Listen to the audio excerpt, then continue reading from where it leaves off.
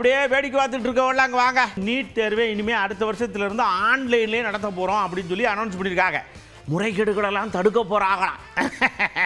இதை பற்றி நீங்கள் என்ன நினைக்கிய அப்படின்னு கேட்ட உடனே பதில் சரட்டுன்னு நெட்டு வேகத்தில் வருது. ஆமாம், அடுத்த வருடம் ஆன்லைனில் தான் நடத்த போகிறேன் அப்படின்னா இது எப்படி சாத்தியமாகும்? அதே போல் அதில் எதுவும் பிரச்சனை வராதான்றது மத்திய அரசு உறுதியளிக்குமா? இன்னும் நிறைய ஃப்ராடு நடக்கும், நடக்காமலாம் இருக்காது, நடக்கும். இது ஆன்லைன் கொண்டு வரப்ப இன்னும் மோசடியான தானே நடக்கும். அது எப்படி அதை ஏற்றுக்கிறது? அது கண்டிப்பாக ஆன்லைன் போனால் இன்னும் மோசடியாக தான் ஆகும். அதை சர்வர் கேக் பண்ணலாம். பல்வேறு இன்னைக்கு விஞ்ஞானம் எவ்வளவோ வளர்ந்துருச்சு. எக்ஸாம் பேப்பர்லாம் லீக் ஆச்சு அப்படின்னு சொல்லிட்டு இப்போ ஆன்லைன் எக்ஸாம்னு கொண்டு வந்துட்டாங்க.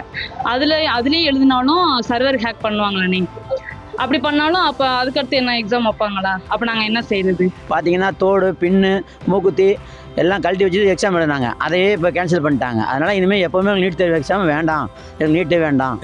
கண்டிப்பாக தடுக்கலாம். ஏன்னா கம்ப்யூட்டரில் அவங்க எல்லாம் ஆட் பண்ணி வச்சுறதுனால அதை அவங்க எடுக்கிறதுக்கு வாய்ப்பு இல்லை. இது பேப்பர்ஸ் அப்படிங்கும்போது தான் இது பேப்பர்ஸ் எடுத்துடுறாங்க.